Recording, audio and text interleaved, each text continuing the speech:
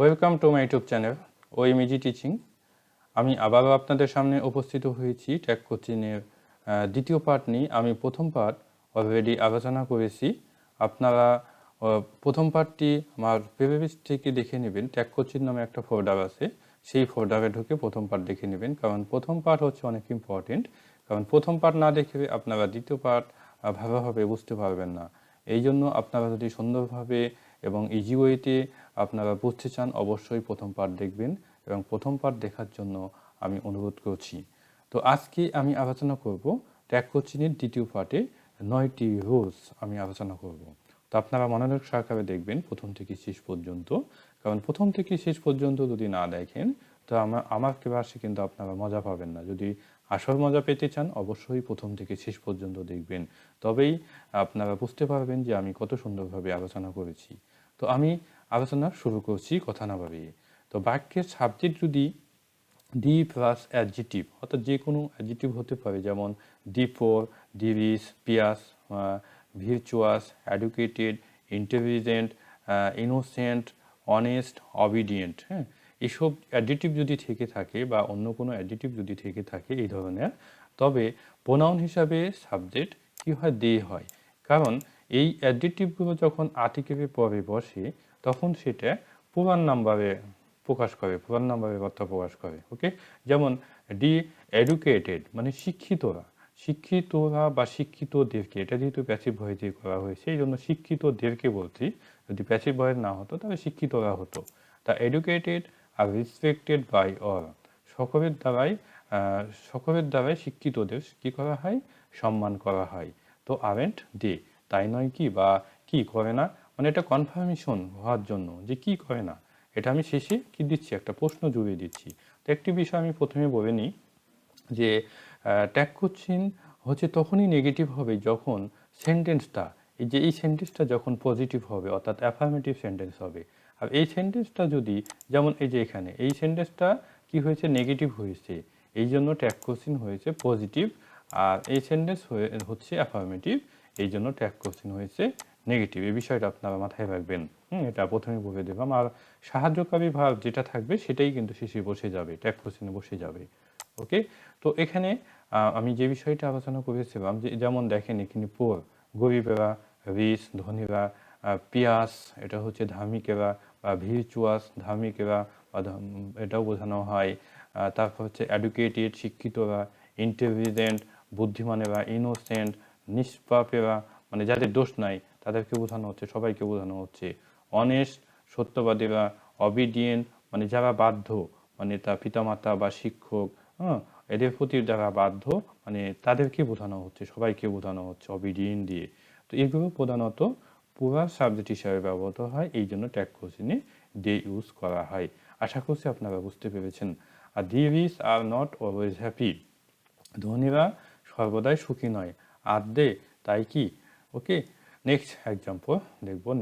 Next rule, বাক্যের subject যদি ইতর প্রাণীবাচক বা জড় পদার্থ হয়, হ্যাঁ, মানে এবং যদি শিশু হয়ে থাকে তবে ট্যাগ কোচিংয়ে প্রোনাউন হিসাবে ইট বসে। যেমন দি বেবি, বেবি হচ্ছে শিশু, এই জন্য বেবির পরিবর্তে কি বসানো হয়েছে, ইট বসানো হয়েছে। দি বেবি ইজ ক্রাইং, কি শিশুটি কাঁদছে, শেষে কি হয়েছে, ইজেন্ট ইট, তাই নয় কি, বা কি কাঁদে না, মানে কাঁদে না, কি কাঁদে না, দেখেন। মানে আমি কি হচ্ছি, কনফার্মেশন হচ্ছে আসলে কাঁদতেছি কিনা, কাঁদতেছে তো, তাই না, কাঁদতেছে, মানে এটা কনফার্মেশন হওয়ার জন্য আমি কি বলেছি, বেসিক ক্লাসে আমি বলেছিলাম যে কোনো বিষয়ে কনফার্মেশন, কোনো কাজের বিষয়ে কনফার্মেশন, বা সেটা কাজটি আসলে নিশ্চিত কিনা, বা সেই কাজের বিষয়ে কী ধরনের দৃষ্টিভঙ্গি প্রকাশ করা হচ্ছে, এই ধরন মানে এটা বোঝানোর জন্য যখন সেন্টেন্সের শেষে, হ্যাঁ, যখন অতিরিক্ত প্রশ্ন জুড়িয়ে দেওয়া হয় সেটি হচ্ছে tag coaching. The cow is a domestic animal, গরু হচ্ছে একটি গৃহপালিত পশু। ইজেন্ট ইট, তাই নয় কি, তাহলে সেন্টেন্সটি কি পজিটিভ স্টেটমেন্টে আছে, অর্থাৎ অ্যাফার্মেটিভ সেন্টেন্স, এই জন্য শেষে ট্যাগ কোচিং কি হয়েছে, নেগেটিভ হয়েছে। আশা করছি বিষয়টা আপনারা বুঝতে পেরেছেন। ওকে, আমি চেষ্টা করেছি প্রতিটা উদাহরণে মানে বাংলা সহ আমি দেওয়ার চেষ্টা করেছি, কারণ আপনারা অনেকেই চান যে ইংরেজি শিখবো, তার সাথে বাংলা ট্রান্সলেশন সহকারে শিখবো। কারণ অনেকে ইংরেজি পড়তে পারে, বলতে পারে, অনেক সময় বাংলা তারা বুঝতে পারে না। এই জন্য আমি চেষ্টা করেছি বাংলা ট্রান্সলেশন করে দেওয়া। বাক্যের শাব্দিক যদি কান্ট্রি, রিভার, শিপ, মুন থাকে তবে প্রোনাউন হিসাবে শি বসে। কারণ এগুলো কান্ট্রিটা একটা মায়ের মতো, ঠিক আছে না? কান্ট্রির মধ্যে কি, কান্ট্রির মধ্যে মানুষেরা বসবাস করে, এই জন্য এটা মা হিসাবে। নদী নদীতে পানি থাকে, তাই না? শিপ, জাহাজে অনেক মানুষ থাকে, মুন, চাঁদ, তাই না? এগুলো প্রধানত কি হিসাবে ব্যবহৃত হয়? যখন সাবজেক্ট হিসেবে ব্যবহৃত হয় তখন এদের পরিবর্তে শি বসে থাকে। তো Bangladesh is an agricultural country, Bangladesh একটি কৃষি প্রধান দেশ। ইজেন্ট সি, তাই নয় কি? তো কি বসেছে? বাংলাদেশের পরিবর্তে সি বসেছে। তো এনি কান্ট্রি হতে পারে, যে কোনো দেশ হতে পারে, তার পরিবর্তে সি বলবে। তো বাংলাদেশ একটি কৃষি প্রধান দেশ, তাই নয় কি? কি কৃষি প্রধান না? তো কৃষি প্রধান দেশ, তো এটা কনফার্মেশন হওয়ার জন্য আমি শেষে একটা প্রশ্ন জুড়ে দিচ্ছি। ওকে, ওকে, বিষয়টা অনেক ইম্পর্টেন্ট।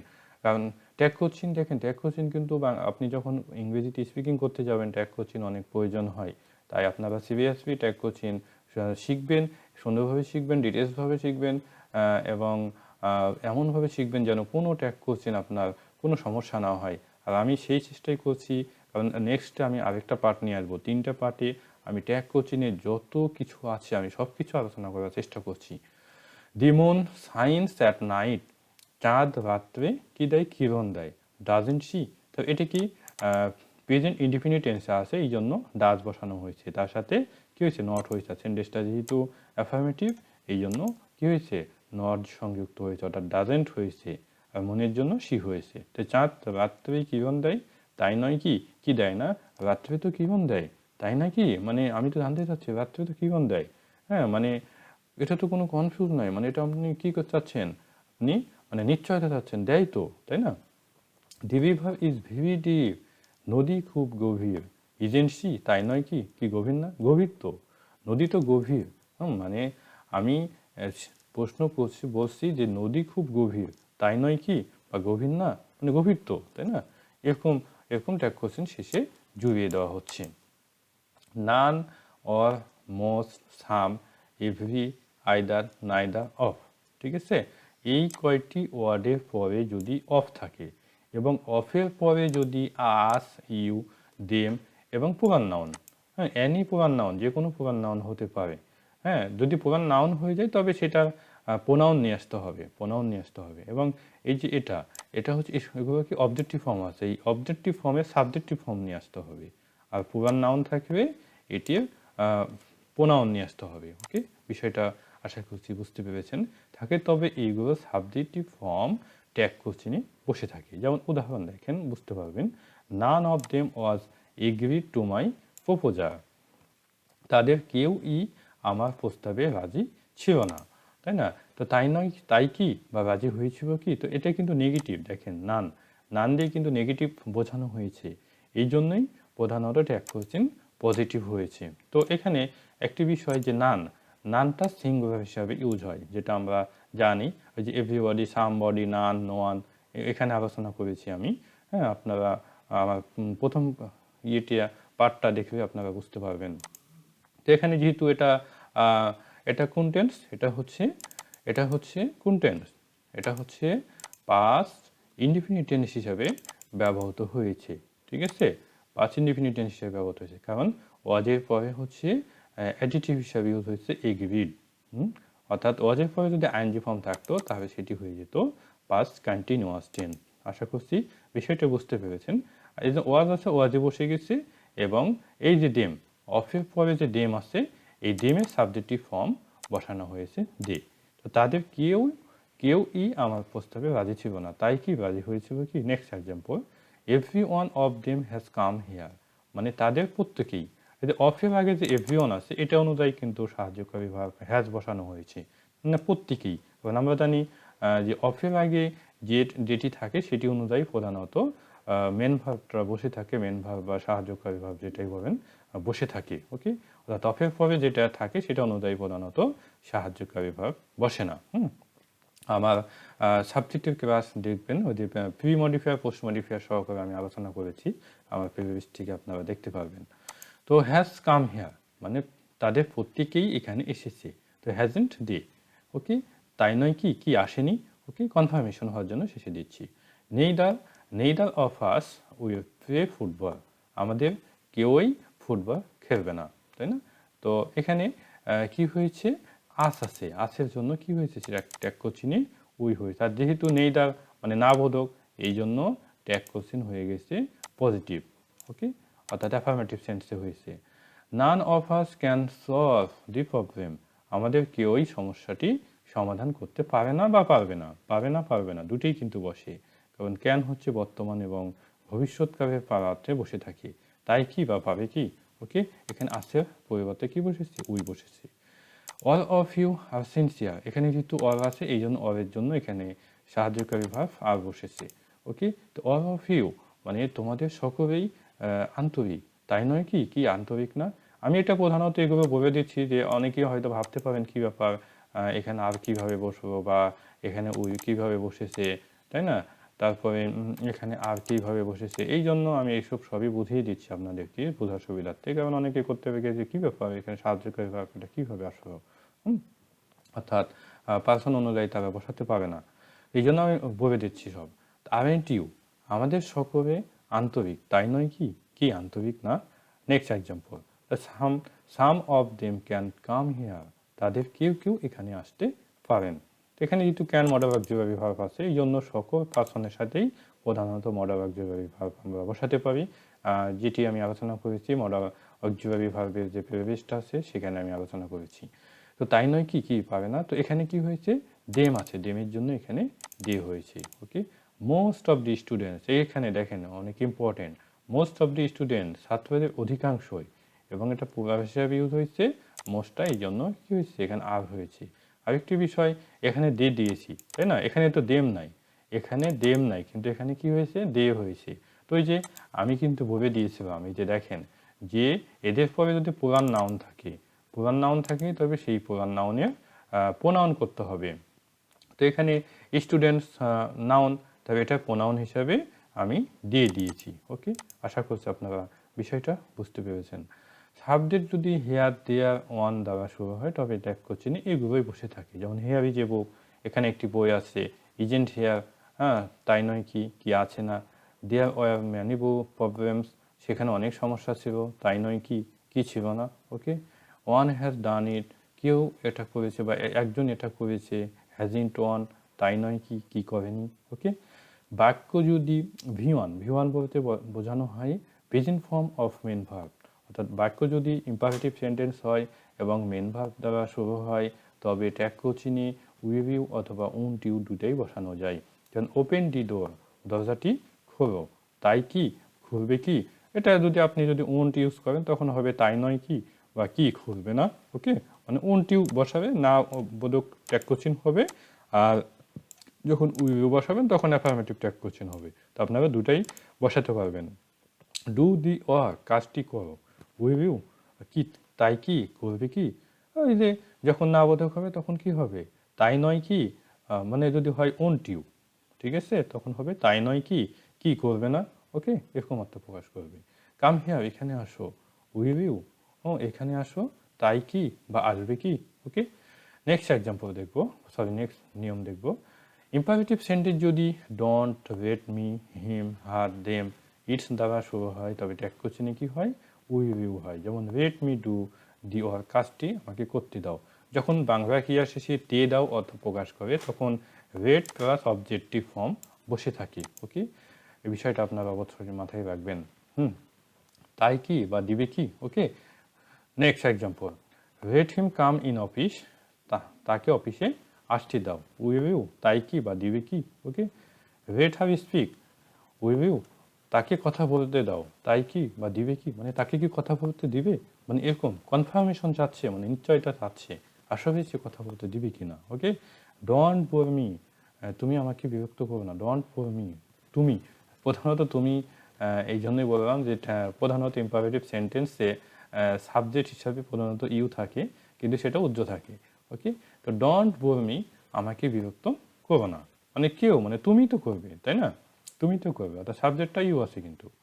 উইল ইউ, আমাকে বিরক্ত করো না, তাই কি বা বিরক্ত করবে কি, ওকে, তো একটা বিষয় আবার বলি যে ইম্পারেটিভ সেন্টেন্সে সাবজেক্ট যেহেতু ইউ থাকে এবং সেটি উজ্জ থাকে, এই জন্যই প্রধানত এই যে আমরা কিন্তু ইউ নিয়ে আসি, ঠিক আছে, ইউটা নিয়ে আসি, বিষয়টা সেন্সিটিভ, এই জন্য আমি বলে দিলাম।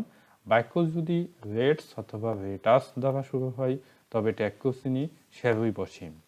যেমন লেটস গো টু মার্কেট, চলো আমরা বাজারে যাই, বা বাজারে যাওয়া হোক, মানে এরকম ধরনের।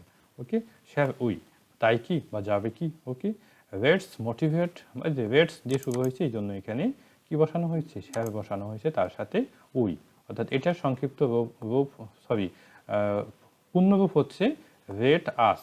ওকে, রেটসের পূর্ণরূপ হচ্ছে রেট আস, যেটা আমি এই যে নিচে কিন্তু বসিয়েছি, let us. Let's motivate them, shall we, চলুন চলুন তাদের অনুপ্রাণিত করি। তাই কি। নেক্সট এক্সাম্পল, মানে প্রস্তাব দেওয়া বোঝানো হচ্ছে, মানে আপনি কাউকে বলছেন চলুন চা খাই, চলুন বাজারে যাই, চলুন ইয়েতে যাই, ঢাকায় যাই, মানে কাউকে প্রস্তাব দিচ্ছেন। আর আপনার প্রস্তাবে সে রাজি হতেও পারে, নাও হতে পারে, ঠিক আছে, সেটা অন্য বিষয়, কিন্তু আপনি তাকে প্রস্তাব দিচ্ছেন। এখানে দেখেন যেমন লেটার ডিসকাস দি ম্যাটার, চলুন বিষয়টি আলোচনা করি, বা চলো বিষয়টা আলোচনা করি। চলুন দিয়ে হবে এটা না, চলো হতে পারে, চলুন হতে পারে, দুটাই হতে পারে। ওকে, মানে যার সাথে আপনি তুমি কথা বলেন তার সাথে চলো, আর যার সাথে আপনি কথা বলেন তার সাথে চলুন। Okay, let discuss the matter, let us discuss the matter shall we, চলুন বিষয়টি আলোচনা করি, তাই কি বা আলোচনা করবে কি। নেক্সট এক্সাম্পল, রেট আস, রেটস এর সংক্ষিপ্ত রূপ হচ্ছে রেট আস দিয়ে শুরু করছি এবার। Let us have a party shall we, চলুন একটি পার্টি করি, তাই কি বা পার্টি করবে কি। তো next example, let's start now, চলুন এখন শুরু করি, শ্যাল উই, তাই কি বা শুরু করবে কি। ওকে, নেক্সট নিয়ম, বাক্য যদি ভিউয়ান অর্থাৎ present form of main verb দ্বারা শুরু হয় এবং অবজেক্ট হিসেবে কি থাকে, ইউ থাকে, ঠিক আছে, তবে ট্যাগ কোশ্চেনে ডন্ট আই অথবা উই বসে থাকে। বিষয়টা অবশ্যই সেন্সিটিভ, আপনাদেরকে একটু বুঝাই দিই বিষয়টা। দেখেন, আমি বলেছি যে বাক্য যদি present form of main verb দিয়ে শুরু হয়, দেখেন দেখেন present form of main verb wish দিয়ে শুরু হয়েছে, ঠিক আছে, তো এটি দিয়ে যদি শুরু হয় এবং যদি তারপরে অবজেক্ট হিসাবে ইউ থাকে, এখানে ইউ আছে, দেখেন এখানেও কিন্তু ইউ আছে, এটা অনেকেই সমস্যায় পড়ে যায়।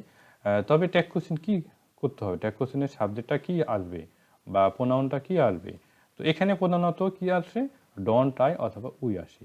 এবং দেখেন এখানে যদি আমি বলি যে I wish you best of luck, মানে কাউকে শুভকামনা, মানে আমি দেব অথবা আমরা দেব, মানে কেউ তো হতে পারে, তাই না, এই জন্য সাবজেক্টটা আই হতে পারে অথবা উই হতে পারে, মানে আমি দিতে পারি বা আমরা অনেকেই দিতে পারি, কাউকে উইশ করতে পারি, কাউকে শুভকামনা দিতে পারি, এই জন্যই এখানে সাবজেক্ট আই অথবা উই হবে। অনুরূপভাবে থ্যাংক ইউ, অর্থাৎ আমি কাউকে ধন্যবাদ দেব অথবা আমরা কাউকে ধন্যবাদ দেব, এই জন্য ট্যাগ কোশ্চেনের প্রোনাউন হিসাবে আই অথবা উই ব্যবহৃত হয়। বিষয়টা আশা করছি আপনারা বুঝতে পেরেছেন। কারণ wish you best of luck, তোমাকে শুভকামনা, মানে আমি তোমাকে শুভকামনা দিচ্ছি, তাই না, এরকম, বা আমরা তোমাকে শুভকামনা দিচ্ছি, তাই নয় কি, কি ঠিক আছে না, মানে শুভকামনা দিলাম তোমাকে, তুমি কি এটাতে হয়েছো, মানে স্যাটিসফ্যাকশন হয়েছো, সন্তুষ্ট হয়েছো, এটা কি ঠিক আছে, বা ঠিক আছে না এটা, ওকে, তো ঠিক আছে ঠিক আছে, এরকম বোঝানো হয়। থ্যাংক ইউ, থ্যাংক ইউ, তোমাকে ধন্যবাদ দিলাম, তাই নয় কি, মানে তোমাকে ধন্যবাদ দেওয়া কি আমার ঠিক হয় নাই, ওকে, মানে কনফার্মেশন, তাই নয় কি, এটা কনফার্মেশন হচ্ছি। ডন্ট আই, ঠিক আছে, মানে এই ধরনের প্রধানত হয়ে থাকে, এটা অনেকেই সমস্যায় পড়ে যান যে এই ধরনের ট্যাগ কোচিং কীভাবে করতে হয়। তো আমি আজকে এই পর্যন্তই শেষ করছি। আজকের ক্লাস কেমন লেগেছে আপনারা অবশ্যই আমাকে কমেন্টের মাধ্যমে জানাবেন। আর আমার ইউটিউব চ্যানেল মিজি টিচিং অবশ্যই সাবস্ক্রাইব করবেন, যাতে করে নতুন ভিডিও যখন আপলোড করব সাথে সাথে আপনাদের কাছে নোটিফিকেশান চলে যায় এবং সবার আগে আপনারা দেখতে পাবেন। তো আজকে এ পর্যন্তই, বেস্ট অফ লাক, ভালো থাকবেন, আল্লাহ হাফিজ।